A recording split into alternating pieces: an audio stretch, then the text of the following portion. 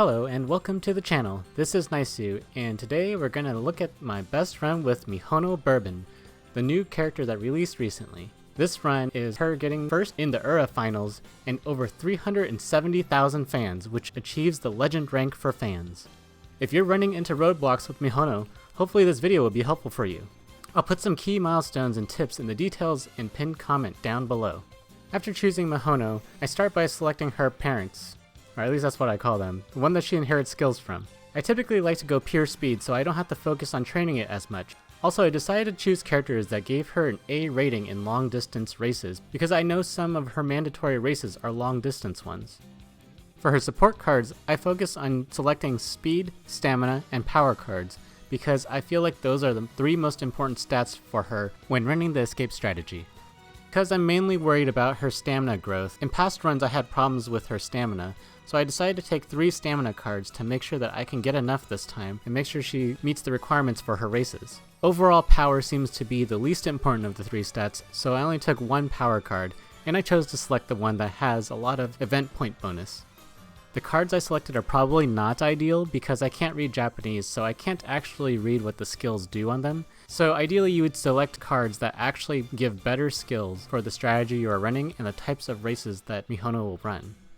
After selecting everything, it's time to get started.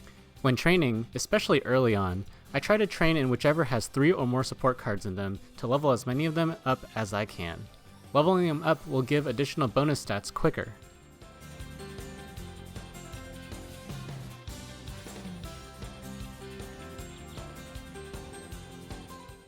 I try to wait until the last day or 2 before a race before I actually go out with her, in case my morale raises on the way, so I can hopefully avoid having to go out with her before a race.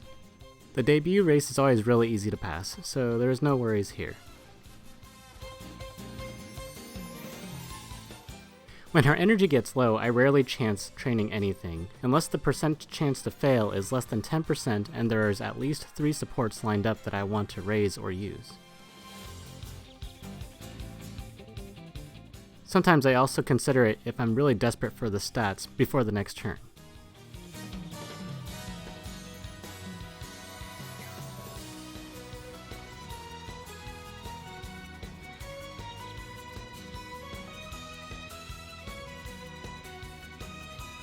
In general, I try to focus on the first 3 training options and avoid the 4th one unless there's a lot of support stacked up there, since I don't plan to use it that much.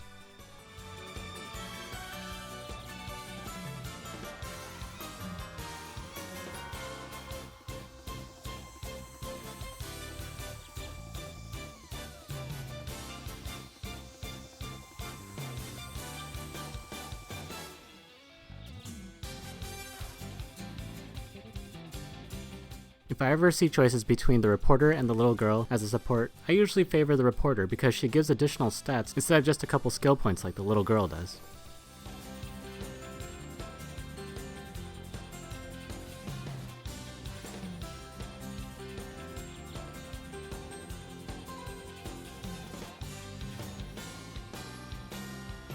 When it does come to race time, I do generally try to check the predictions first. This way I can see if my stat growth has fallen behind. I also use it to check how I'm doing on stamina, especially for races that have long distances, so I can compare it to future long distance runs to make sure that I'm getting enough stamina on her.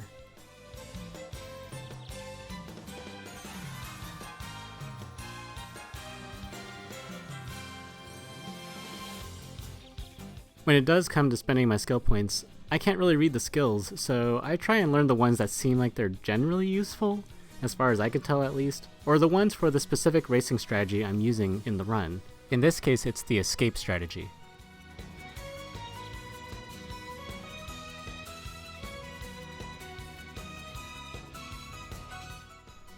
In general, when I was training her, I try to keep stamina and speed roughly equal, if not stamina a little bit higher than speed because I know she has some fairly long distance races, and I tried to keep both of those greater than her power.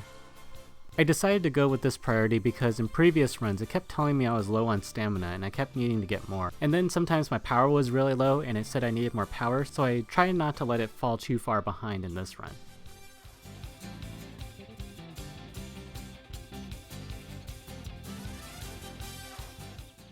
As I continue to progress further into the years, I start selecting extra races to do to earn additional fans.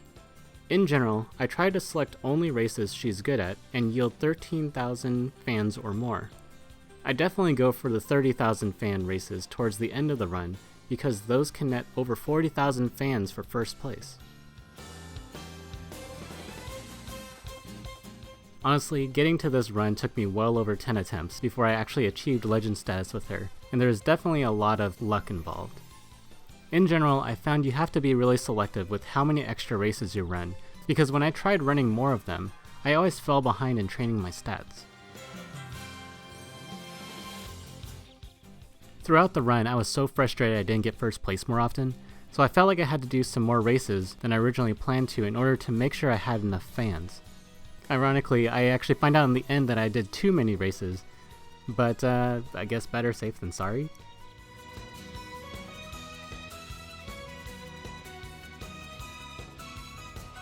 When beach time came around, I should have been much more prepared for it. I went into it with no energy at all. It was a huge mistake on my part because you want to take advantage of it as much as you can. Beach time lasts 4 turns and it occurs in the months of July and August.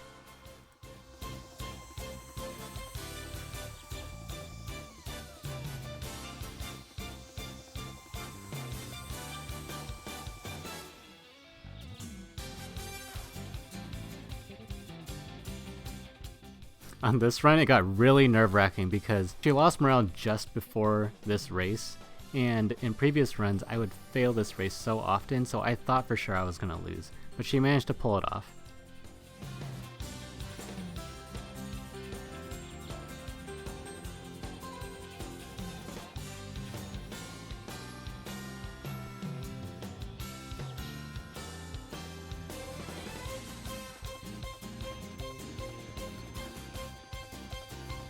And of course, immediately after, the game wouldn't give my heart a break by making her get second on her last goal race. I thought it was going to be another failed run at this point, and that will just eat up my clocks, but I'm glad that she passed after I used a clock.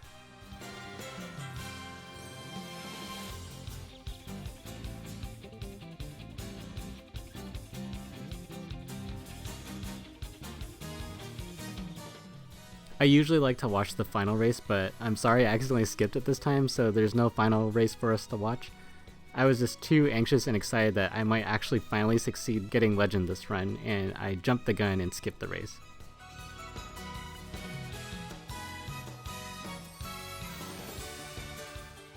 I was super scared I was going to lose the finals since it had a blue prediction when I looked at it, but she managed to get first and surprised me. I was so stressed out with this run. In the end, I actually end up with a whopping 378,000 fans, far more than I actually expected I would get, because of all the bonus fans you get when you get first place. Also, this was my first time getting legend status, and I didn't know that getting legend actually gives you an additional event in the ending sequence, so I didn't turn off skip, and it passed it right up. I barely noticed it as it went by. I tried to slow it down here, so that way you guys can see it, but I really wish I played it at normal speed because it skips so many frames. I'll just have to try and remember it happens next time, the next time I manage to get it anyway.